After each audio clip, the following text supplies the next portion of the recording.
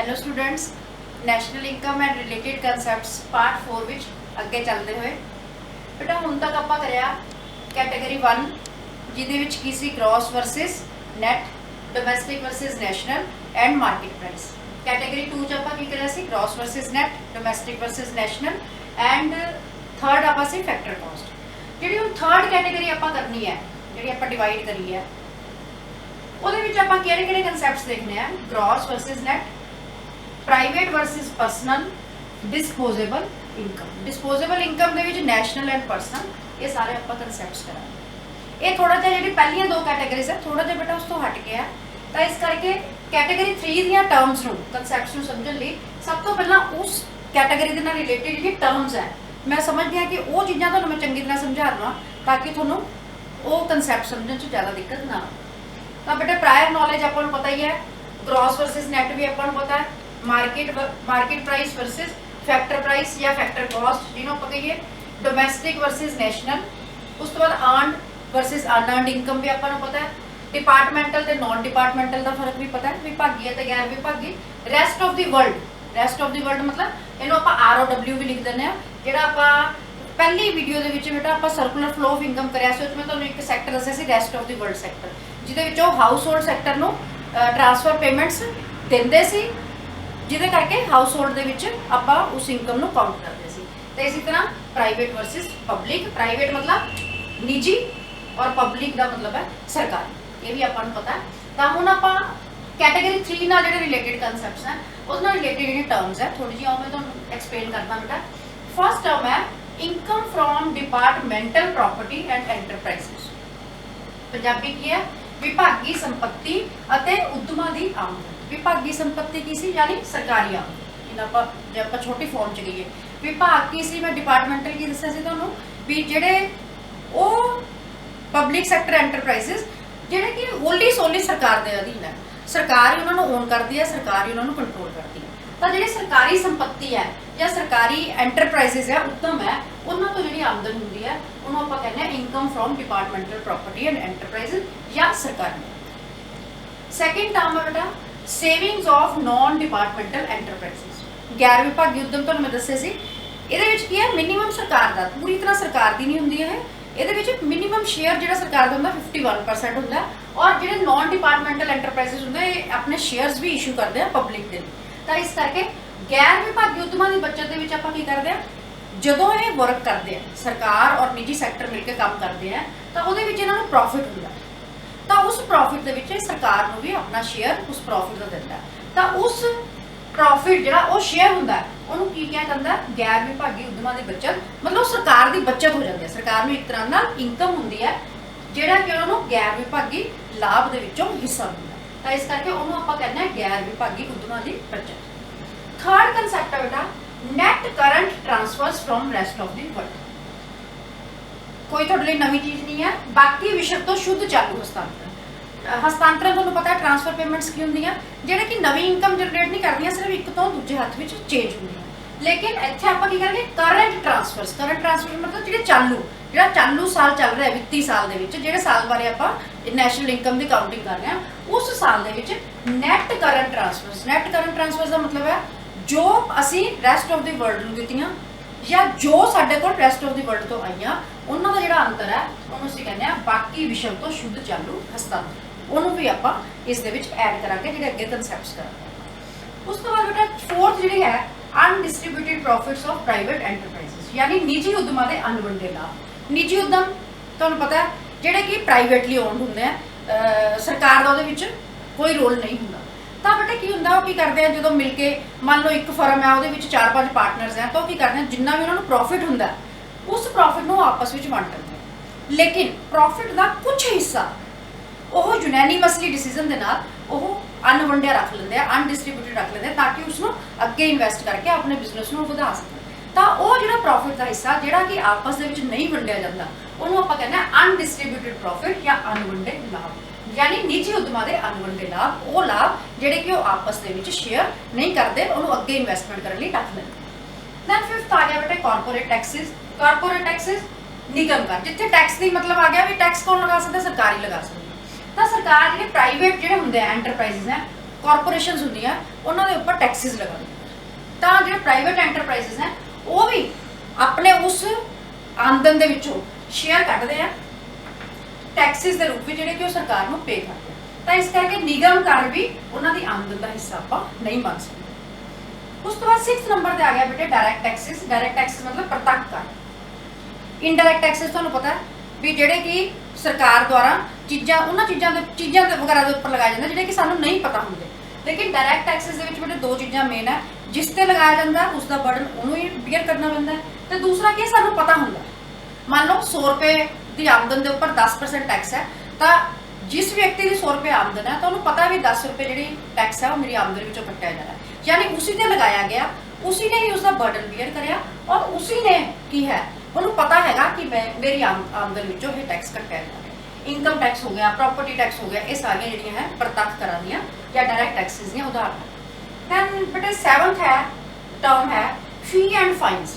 ਫੀ ਮਤਲਬ ਫੀਸ ਅਤੇ ਜੁਰਮਾਨੇ। ਫੀ ਜਿਵੇਂ ਇਸ ਤਰ੍ਹਾਂ ਤੁਸੀਂ ਸਕੂਲ ਦੀ ਫੀਸ ਦਿੰਦੇ ਹੋ, ਫੀਸ ਟਰਮ ਤੋਂ ਸਮਝਦੇ ਹੋ, ਲੇਕਿਨ ਆਪਾਂ ਇਕਨੋਮਿਕਸ ਵਿੱਚ ਜਦੋਂ ਆਪਾਂ ਨੈਸ਼ਨਲ ਇਨਕਮ ਦਾ ਕਨਸੈਪਟ ਕਰਦੇ ਹਾਂ ਉਹਦੇ ਵਿੱਚ ਆਪਾਂ ਫੀ ਨੂੰ ਕਾਊਂਟ ਕਰਦੇ ਹਾਂ ਕਿ ਇੰਡੀਵਿਜੂਅਲ ਜਿਹੜੇ ਹੈ ਕੁਝ ਕੰਮਾਂ ਦੇ ਬਦਲੇ ਸਰਕਾਰ ਨੂੰ ਫੀਸ ਦਿੰਦੇ ਆ। ਸਪੋਜ਼ ਤੁਸੀਂ ਵਹੀਕਲ ਚਲਾਉਣ ਲਈ ਸਰਕਾਰ ਤੋਂ ਲਾਇਸੈਂਸ ਲੈਣਾ, ਤਾਂ ਸਰਕਾਰ ਲਾਇਸੈਂਸ ਲੈਣ ਲਈ ਤੁਸੀਂ ਫਾਰਮ ਭਰੋਗੇ ਤਾਂ ਫੀਸ ਭਰੋਗੇ, ਦੈਟ ਇਜ਼ ਫੀ। ਠੀਕ ਹੈ। ਇਸੇ ਤਰ੍ਹਾਂ ਤੁਸੀਂ ਆਪਣੇ ਘਰ ਦੀ ਕੋਈ ਪ੍ਰਾਪਰਟੀ ਲਈ ਆ ਉਹਦੀ ਰਜਿਸਟਰੀ ਕਰਵਾਉਣੀ ਹੈ, ਕੋਈ ਵਹੀਕਲ ਲਿਆ ਉਹਦੀ ਰਜਿਸਟਰੀ ਕਰਾਣੀ, ਤਾਂ ਉਹ ਕੀ ਹੈ ਰਜਿਸਟ੍ਰੇਸ਼ਨ ਫੀ। ਤਾਂ ਇਸ ਕਰਕੇ ਉਹਨੂੰ ਆਪਾਂ ਕਹਿੰਦੇ ਹਾਂ ਫੀਸ ਜਾਂ ਫੀ। ਫਾਈਨਸ ਹੁੰਦੇ ਆ ਬੇਟਾ ਜਿਹੜਾ ਕਿ ਅਸੀਂ ਸਰਕਾਰ ਦੁਆਰਾ ਬਣਾਏ ਹੋਏ ਕੁਝ ਨਿਯਮ ਹੁੰਦੇ ਆ, ਕਾਨੂੰਨ ਹੁੰਦੇ, ਕਈ ਵਾਰੀ ਅਸੀਂ ਉਹਨਾਂ ਨੂੰ ਤੋੜਦੇ ਆ ਤਾਂ ਸਾਨੂੰ ਫਾਈਨ ਲਗਾਉਂਦੀ ਹੈ ਸਰਕਾਰ। ਸਪੋਜ਼ ਅਸੀਂ ਵਿਦਆਊਟ ਲਾਇਸੈਂਸ ਵਹੀਕਲ ਚਲਾ ਰਹੇ ਤਾਂ ਉਸ ਟਾਈਮ ਤੇ ਜਿਹੜਾ ਸਾਡਾ ਚਲਾਨ ਕੱਟਿਆ ਜਾਂਦਾ ਤਾਂ ਉਹ ਕੀ ਹੈ ਫਾਈਨ ਹੈ। ਇਸੇ ਤਰ੍ਹਾਂ ਕਈ ਵਾਰੀ ਤੁਹਾਡੇ ਜਿਹੜੇ ਤੁਸੀਂ ਸਕੂਲ ਦੇ ਵਿੱਚ ਐਬਸੈਂਟ ਹੁੰਦੇ ਹੋ, ਗੈਰ ਹਾਜ਼ਰੀ ਐਬਸੈਂਟ ਫਾਈਨ ਲਗਾਇਆ ਜਾਂਦਾ। ਤਾਂ ਇਹ ਸਾਰੀਆਂ ਕੀ ਹੈ ਫੀ ਐਂਡ ਫਾਈਨਸ।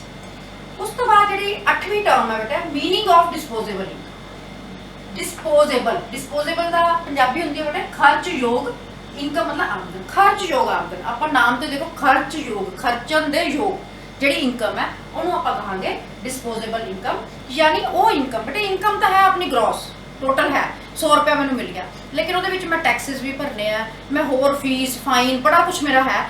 ਉਹ ਸਾਰਾ ਕੁਝ ਜਦੋਂ ਆਪਾਂ ਕੱਢ ਦਿੰਦੇ ਆ, ਉਹ ਸਾਰੀਆਂ ਚੀਜ਼ਾਂ ਜਦੋਂ ਕੱਢ ਦਿੰਦੇ ਆ ਤਾਂ ਸਾਡੇ ਕੋਲ ਜਿਹੜੀ ਇਨਕਮ ਖਰਚਣ ਲਈ, ਜਿਹੜੀ ਕਿ ਚਾਹੇ ਤਾਂ ਅਸੀਂ ਆਪਣੀ ਮਰਜ਼ੀ ਨਾਲ ਆਪਣੀਆਂ ਲੋੜਾਂ ਦੀ ਪੂਰਤੀ ਲਈ ਖਰਚ ਕਰ ਲਈਏ, ਚਾਹੇ ਅਸੀਂ ਉਹਨੂੰ ਸੇਵ ਕਰ ਲਈਏ, ਯਾਨੀ ਫॉर ਕੰਜ਼ੰਪਸ਼ਨ ਔਰ ਸੇਵਿੰਗਸ, ਇਹਨੂੰ ਅਸੀਂ ਐਕਸਪੈਂਡੀਚਰ ਕਹਿੰਦੇ ਆ। ਤਾਂ ਇਹ ਜਿਹੜੀ ਹੁੰਦੀ ਹੈ ਖਰਚਯੋਗ ਆਮਦਨ, ਜਿਹੜੀ ਕਿ ਸਾਡੇ ਆਪਣੇ ਪਰਸਨਲ ਯੂਜ਼ ਵਾਸਤੇ ਬਚ ਜਾਂਦੀ ਹੈ, ਉਪਭੋਗ ਕਰਨ ਲਈ ਜਾਂ ਬਚਤ ਕਰਨ ਲਈ। ਨੈਕਸਟ ਟਰਮ ਜਿਹੜੀ ਹੈ ਉਹ ਬੇਟਾ ਹੈ ਇੰਟਰਸਟ ਔਨ ਨੈਸ਼ਨਲ ਡੈਟ। ਸਰਕਾਰੀ ਕਰਜ਼ੇ ਉੱਤੇ ਵਿਆਜ। ਸਰਕਾਰ ਹੈ ਜਿਵੇਂ ਇੰਡੀਆ ਵਰਗੀ ਵਿਕਾਸਸ਼ੀਲ ਡਿਵੈਲਪਿੰਗ ਕੰਟਰੀ ਹੈ ਬੇਟੇ, ਉਹ ਐਸੇ ਦੇਸ਼ਾਂ ਵਿੱਚ ਸਰਕਾਰ ਦੀ ਆਮਦਨ ਘੱਟ ਹੁੰਦੀ ਹੈ, ਇਨਕਮ ਘੱਟ ਹੁੰਦੀ ਹੈ, ਖਰਚੇ ਜ਼ਿਆਦਾ ਹੁੰਦੇ ਹਨ। ਤਾਂ ਸਰਕਾਰ ਉਹਨਾਂ ਖਰਚਿਆਂ ਨੂੰ ਮੀਟ ਆਊਟ ਕਰਨ ਲਈ ਕੀ ਕਰਦੀ ਹੈ, ਕੁਝ ਕਰਜ਼ੇ ਲੈ ਲੈਂਦੀ ਹੈ, ਲੋਨ ਲੈ ਲੈਂਦੀ ਹੈ। ਤੇ ਇਹ ਲੋਨ ਕੀ ਹੈ ਬਾਹਰ ਵਿਦੇਸ਼ੀ ਜਿਹੜੀਆਂ ਹੈ ਇੰਸਟੀਚਿਊਟਸ ਹੈ ਉਹਨਾਂ ਤੋਂ ਵੀ ਲਿੱਤੇ ਜਾ ਸਕਦੇ ਆ, ਵਿਦ ਇਨ ਕੰਟਰੀ ਵੀ ਪ੍ਰਾਈਵੇਟ ਫਰਮਸ ਜਾਂ ਪ੍ਰਾਈਵੇਟ ਇੰਡੀਵਿਜੂਅਲਸ ਤੋਂ ਵੀ ਲਿੱਤੇ ਜਾ ਸਕਦੇ ਆ। ਤਾਂ ਉਹਦੇ ਉੱਪਰ ਜਿਹੜਾ ਇੰਟਰਸਟ ਸਰਕਾਰ ਦਿੰਦੀ ਹੈ ਉਹ ਜਿਸ ਨੂੰ ਮਿਲਦਾ, ਜਿਸ ਤੋਂ ਉਹਨੇ ਕਰਜ਼ਾ ਲਿੱਤਾ ਹੁੰਦਾ, ਜਿਸ ਨੂੰ ਵਿਆਜ ਮਿਲਦਾ, ਉਹ ਉਸਦੀ ਆਮਦਨ ਮੰਨੀ ਜਾਂਦੀ ਹੈ। ਇਹਨੂੰ ਆਪਾਂ ਕਹਿੰਦੇ ਹਾਂ ਇੰਟਰਸਟ ਔਨ ਨੈਸ਼ਨਲ ਡੈਟ ਜਾਂ ਸਰਕਾਰੀ ਕਰਜ਼ੇ ਤੋਂ ਪ੍ਰਾਪਤ ਵਿਆਜ। ਇਸ ਦੇ ਨਾਲ ਹੀ ਹੁਣ ਆਪਾਂ ਅੱਗੇ ਕਰਾਂਗੇ ਰਿਲੇਟਿਡ ਟਰਮਸ, ਤੁਹਾਨੂੰ ਸਮਝ ਆ ਗਈਆਂ। ਇਸ ਤੋਂ ਬਾਅਦ ਆਪਾਂ ਕਰਾਂਗੇ ਕੈਟਾਗਰੀ 3 ਦੇ ਜਿਹੜੇ ਕਨਸੈਪਟਸ। ਤੇ ਕੈਟਾਗਰੀ 3 ਦੇ ਵਿੱਚ ਹੁਣ ਜਿਹੜਾ ਆਪਾਂ ਫਸਟ ਕਨਸੈਪਟ ਕਰਨਾ ਰਿਲੇਟਿਡ ਟਰਮਸ ਆਪਾਂ ਕਰਨੀਆਂ, ਲੇਕਿਨ ਫਸਟ ਜਿਹੜਾ ਇਹਦੇ ਵਿੱਚ ਆਪਾਂ ਕਨਸੈਪਟ ਕਰਾਂਗੇ ਨੈਸ਼ਨਲ ਇਨਕਮ ਦਾ ਮਤਲਬ 9th ਕਨਸੈਪਟ ਹੈ। 4+4 ਆਪਾਂ ਫਸਟ ਔਰ ਸੈਕੰਡ ਕੈਟਾਗਰੀ ਦੇ ਵਿੱਚ ਆਪਾਂ ਕਰ ਚੁੱਕੇ। ਤਾਂ 9th ਕਨਸੈਪਟ ਕੈਟਾਗਰੀ 3 ਦਾ ਫਸਟ ਕਨਸੈਪਟ ਕੀ ਹੈ NDI। NDI ਬੇਟਾ ਮੈਂ ਇਸ ਲਈ ਕਹਿ ਰਹੀ ਹਾਂ ਤਾਂ ਕਿ ਅੱਗੇ ਜਿਹੜਾ ਹੈ ਮੈਂ ਇਹਨੂੰ ਸ਼ਾਰਟ ਫਾਰਮ 'ਚ ਯੂਜ਼ ਕਰਿਆ। ਇਹਦਾ ਮਤਲਬ ਹੈ ਨੈਸ਼ਨਲ ਡਿਸਪੋਜ਼ੇਬਲ ਇਨਕਮ, ਯਾਨੀ ਰਾਸ਼ਟਰੀ ਖਰਚਯੋਗ ਆਮਦਨ। ਹੁਣ ਖਰਚਯੋਗ ਦਾ ਤੁਹਾਨੂੰ ਮੈਂ ਮੀਨਿੰਗ ਦੱਸ ਚੁੱਕੀ, ਖਰਚ ਦੇ ਯੋਗ ਮਤਲਬ ਰਾਸ਼ਟਰੀ ਮਤਲਬ ਦੇਸ਼ ਕੋਲ ਖਰਚ ਦੇ ਯੋਗ ਆਮਦਨ। ਜੇ ਆਪਾਂ ਪੰਜਾਬੀ 'ਚ ਇਹਦਾ ਮੀਨਿੰਗ ਦੇਖੀਏ ਦੇਸ਼ ਦੇ ਕੋਲ ਖਰਚਯੋਗ ਆਮਦਨ। ਤਾਂ ਇਹ ਬੇਟਾ ਥੋੜਾ ਜਿਹਾ ਨੈਸ਼ਨਲ ਇਨਕਮ ਨਾਲੋਂ ਥੋੜਾ ਵਾਈਡਰ ਕਨਸੈਪਟ ਹੈ, ਕਿਉਂਕਿ ਨੈਸ਼ਨਲ ਇਨਕਮ ਦੇ ਵਿੱਚ ਮੈਂ ਤੁਹਾਨੂੰ ਦੱਸਿਆ ਸੀ NNP ਐਟ ਫੈਕਟਰ ਕੋਸਟ, ਆਪਾਂ ਸਿਰਫ ਸਾਧਨ ਲਾਗਤ ਦੇ ਉੱਪਰ ਦੇਖਦੇ ਹਾਂ, ਉਹਦੇ ਵਿੱਚ ਸਿਰਫ ਅਰਨਡ ਇਨਕਮ ਹੁੰਦੀ ਹੈ ਨੈਸ਼ਨਲ ਇਨਕਮ ਦੇ ਵਿੱਚ। ਲੇਕਿਨ ਡਿਸਪੋਜ਼ੇਬਲ ਇਨਕਮ ਦੇ ਵਿੱਚ ਖਰਚਯੋਗ ਆਮਦਨ ਦੇ ਵਿੱਚ ਆਪਾਂ ਅਰਨਡ ਤੇ ਅਨਅਰਨਡ ਇਨਕਮ ਦੋਨੋਂ ਹੀ ਲੈਂਦੇ ਹਾਂ। ਅਨਅਰਨਡ ਇਨਕਮ ਕੀ ਹੁੰਦੀ ਹੈ, ਜਿਵੇਂ ਟ੍ਰਾਂਸਫਰ ਪੇਮੈਂਟਸ ਹੈ, ਜਿਵੇਂ ਮੈਂ ਤੁਹਾਨੂੰ ਦੱਸਿਆ ਸੀ ਵੀ ਤੁਹਾਨੂੰ ਸਰਕਾਰ ਵਜ਼ੀਫੇ ਦਿੰਦੀ ਹੈ ਸਪੋਜ਼ ਬੱਚਿਆਂ ਨੂੰ, ਤਾਂ ਉਹ ਜਿਹੜਾ ਵਜ਼ੀਫਾ ਹੈ ਉਹ ਆਪਣੀ ਇਨਕਮ ਦਾ ਪਾਰਟ ਹੀ ਬਣ ਜਾਂਦਾ ਨਾ, ਉਹ ਨੇਸ਼ਨ ਕੋਲ ਖਰਚ ਕਰਨ ਲਈ ਹੋ ਜਾਂਦਾ ਨਾ।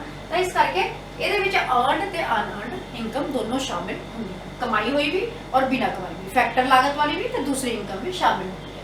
तो नैशनल डिस्पोजेबल इनकम का मतलब है कि एक देश के कोल एक साल दे विच जिहड़ी आमदन अपने खर्च ਲਈ ਜਾਂ अपनी बचत ਲਈ बच जाती है ਉਹਨੂੰ ਅਸੀਂ ਕਹਿੰਦੇ ਹਾਂ ਰਾਸ਼ਟਰੀ ਖਰਚਯੋਗ ਆਮਦਨ। ਇਹਦੇ ਵਿੱਚ ਵੀ ਬੇਟਾ ਦੋ ਕਨਸੈਪਟਸ ਹਨ, ਗ੍ਰੋਸ ਤੇ ਨੈਟ। ਮੈਂ ਸ਼ਾਰਟ ਚ ਲਿਖਤਾ gross national disposable income GNDI, net national disposable income यानी शुद्ध राष्ट्रीय खर्चयोग आमदन ते कुल राष्ट्रीय खर्चयोग आमदन।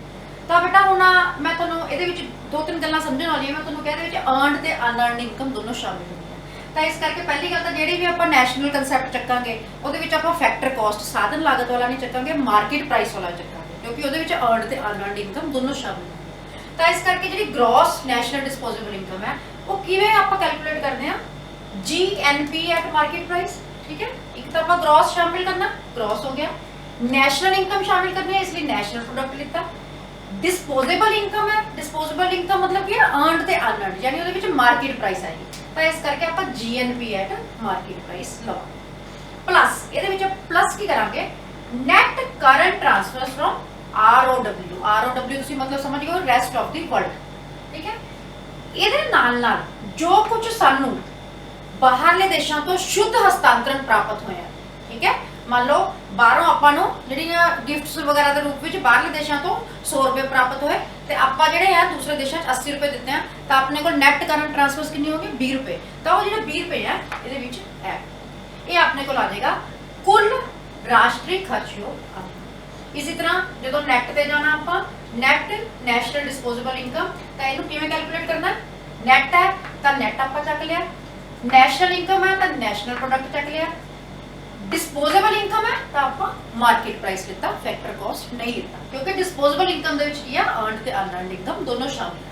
प्लस ਇਹਦੇ ਵਿੱਚ ਵੀ ਉਸੇ ਤਰ੍ਹਾਂ net current transfers from rest of the world, ਜਿਹੜੀ ਆਪਾਂ ਨੂੰ ਬਾਕੀ ਵਿਸ਼ਵ ਤੋਂ ਪ੍ਰਾਪਤ ਹੋਈਆਂ ਟ੍ਰਾਂਸਫਰ ਪੇਮੈਂਟਸ ਉਹਨਾਂ ਨੂੰ ਆਪਾਂ ਪਲੱਸ ਕਰ ਲੈਂਦੇ ਆ, ਤਾਂ ਆਪਣੇ ਕੋਲ ਕੀ ਆ ਜਾਂਦੀ ਹੈ national disposable net national disposable income. मेरे ख्याल समझ गए होंगे। नैशनल डिस्पोजेबल इनकम खर्चयोग आमदन, राष्ट्रीय खर्चयोग आमदन जिहड़ी कि एक देश को अपनी मर्जी नाल खर्च करन लई या उपभोग या सेविंग करन लई रहिंदी है। ਉਹਦੇ ਵਿੱਚ दो कंसैप्ट्स है ग्रॉस एंड नैट। ग्रॉस की है ਜਦੋਂ ਆਪਾਂ gross national product at market price ਦੇ ਵਿੱਚ net current transfers rest of the world ਤੋਂ शामिल कर ਦਿੰਦੇ ਆ, और नैट की है ਜਦੋਂ net national product at market price ਦੇ ਵਿੱਚ ਆਪਾਂ net current transfers from rest of the world ਵਿੱਚ शामिल।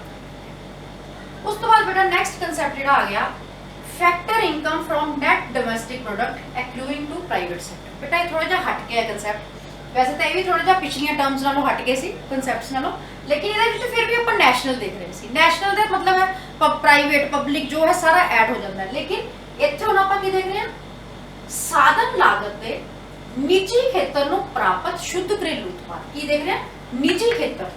इहदे विच आपां टोटल नैशनल विचों आपां की कर रहे हैं सिर्फ निजी खेतर की आमदन प्राप्त करनी है, वो भी किसते साधन लागत है यानी फैक्टर कॉस्ट है, फैक्टर इनकम के ऊपर निजी खेतर नूं प्राप्त शुद्ध घरेलू उत्पाद। घरेलू मतलब डोमैस्टिक आपां पता करना, नैशनल नहीं पता करना। एक तो आपां पूरे सरकारी ते निजी विचों सिर्फ निजी देख रहे हैं, उस तो बाद आपां शुद्ध देख रहे हैं, उस तो बाद आपां घरेलू उत्पाद देख रहे हैं, डोमैस्टिक देख रहे हैं, और उस तो बाद आपां मार्केट प्राइस नहीं देख रहे, आपां साधन लागत।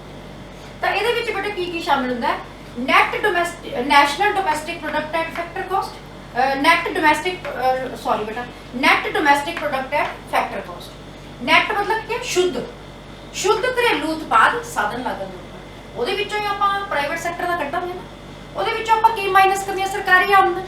ਸਰਕਾਰੀ ਆਮਦਨ ਦੇ ਵਿੱਚ ਮੈਂ ਤੁਹਾਨੂੰ ਕੀ ਦੱਸਿਆ ਸੀ, ਇੱਕ ਤਾਂ ਸਰਕਾਰ ਦੀ ਕਿਹੜੀ ਆਮਦਨ ਹੈ ਇਨਕਮ ਫਰੋਮ ਪਬਲਿਕ ਐਂਟਰਪ੍ਰਾਈਜ਼ਸ, ਜਿਹੜੇ ਡਿਪਾਰਟਮੈਂਟਲ ਹੈ सरकार के अदारे हैं विभागी अदारे हैं उन्होंने तो जो भी सरकार को आमदन प्राप्त होती है उन्होंने माइनस कर दें। दूसरा है savings of non departmental enterprises, ਜਿਹੜੀਆਂ नॉन गैर विभागी उद्यमां ਦੀਆਂ बचतां ਜਿਹੜੀਆਂ कि सरकार ਕੋਲ ਪਹੁੰਚਦੀਆਂ ਉਹਨਾਂ ਨੂੰ ਆਪਾਂ ਜਦੋਂ ਇਹ ਦੋ ਚੀਜ਼ਾਂ ਨੂੰ ਮਾਈਨਸ ਕਰ ਦਿੰਦੇ ਆ ਕਿਹਦੇ ਵਿੱਚੋਂ net domestic product at factor cost ਦੇ ਵਿੱਚੋਂ, ਤਾਂ ਆਪਣੇ ਕੋਲ ਕੀ ਆ ਜਾਂਦੀ ਹੈ ਸਾਧਨ ਲਾਗਤ ਤੇ ਨਿੱਜੀ ਖੇਤਰ ਨੂੰ ਪ੍ਰਾਪਤ ਸ਼ੁੱਧ ਘਰੇਲੂ ਉਤਪਾਦ ਜਾਂ factor income from net domestic product accruing to private sector. यानी दोबारा एक बार देख लो बेटे एनडीपी एट फैक्टर कॉस्ट मतलब हुण की आप पता करना NDP at factor cost at market price आप पता कर चुके, तुहानूं कंसैप्ट्स पता है। तो हुण जिहड़ी है घरेलू उत्पाद, तो हुण जिहड़ी है आप पता करनी निजी खेतर दी आमदन। ਤਾਂ ਉਹਦੇ ਵਿੱਚੋਂ ਆਪਾਂ ਕੀ ਕਰਾਂਗੇ, net domestic product at factor cost ਹੈ, ਉਹਦੇ ਵਿੱਚੋਂ ਆਪਾਂ ਸਰਕਾਰ ਦੀ ਆਮਦਨ ਮਾਈਨਸ ਕਰ ਦਿੰਦੇ ਹਾਂ। ਸਰਕਾਰ ਦੀ ਆਮਦਨ ਕੀ ਹੈ, ਵਿਭਾਗੀ ਉਦਮਾਂ ਤੋਂ ਪ੍ਰਾਪਤ ਆਮਦਨ ਜਾਂ ਗੈਰ ਵਿਭਾਗੀ ਉਦਮ ਹੈ ਜਿਹੜੇ ਉਹਨਾਂ ਤੋਂ ਪ੍ਰਾਪਤ ਜਿਹੜੀ ਆਮਦਨ ਹੁੰਦੀ ਹੈ, ਜਾਂ ਉਹਦੀਆਂ ਜਿਹੜੀਆਂ ਸਰਕਾਰ ਦੀਆਂ ਉਹਨਾਂ ਨੂੰ ਬਚਤਾਂ ਗਿਣਿਆ ਜਾਂਦਾ ਹੈ। ਤਾਂ ਉਹਨਾਂ ਜਦੋਂ ਦੋ ਚੀਜ਼ਾਂ ਨੂੰ ਆਪਾਂ ਮਾਈਨਸ ਕਰਾਂਗੇ ਤਾਂ ਆਪਣੇ ਕੋਲ ਕੀ ਆ ਜਾਏਗਾ, factor income from net domestic product accruing to private sector, ਜਾਂ ਨਿੱਜੀ ਖੇਤਰ ਨੂੰ ਸਾਧਨ ਲਾਗਤ ਤੇ ਪ੍ਰਾਪਤ ਸ਼ੁੱਧ ਘਰੇਲੂ ਉਤਪਾਦ ਐਨਡੀਪੀ ਐਟ ਫੈਕਟਰ ਕੋਸਟ ਵਿੱਚੋਂ ਆਪਾਂ ਇਹ ਦੋ ਚੀਜ਼ਾਂ, ਵਿਭਾਗੀ ਉਦਮਾਂ ਦੀ ਆਮਦਨ ਤੇ ਗੈਰ ਵਿਭਾਗੀ ਉਦਮਾਂ ਦੀਆਂ ਬਚਤਾਂ ਨੂੰ ਆਪਾਂ ਮਾਈਨਸ ਕਰਤਾ ਤੇ ਆਪਣੇ ਕੋਲ ਕੀ ਆ ਜਾਂਦੀ ਹੈ, factor income from net domestic product accruing to private sector. ਇसी ਸੀਰੀਜ਼ ਦੇ ਵਿੱਚ ਬੇਟਾ ਅਗਲਾ ਜਿਹੜਾ ਕਨਸੈਪਟ ਹੈ ਬਿਲਕੁਲ ਹੀ ਕੀ ਆ ਗਿਆ ਆਪਣੇ ਕੋਲ, ਪ੍ਰਾਈਵੇਟ ਇਨਕਮ। ਪ੍ਰਾਈਵੇਟ ਤਾਂ ਤੁਸੀਂ ਸਮਝ ਗਏ ਹੋਗੇ, ਪ੍ਰਾਈਵੇਟ ਮਤਲਬ ਨਿੱਜੀ, ਆਪਾਂ ਨੂੰ ਸਾਰਿਆਂ ਨੂੰ ਪਤਾ ਹੁਣ ਪਬਲਿਕ ਤੇ ਪ੍ਰਾਈਵੇਟ ਦਾ ਆਪਾਂ ਨੂੰ ਫਰਕ ਪਤਾ ਹੈ।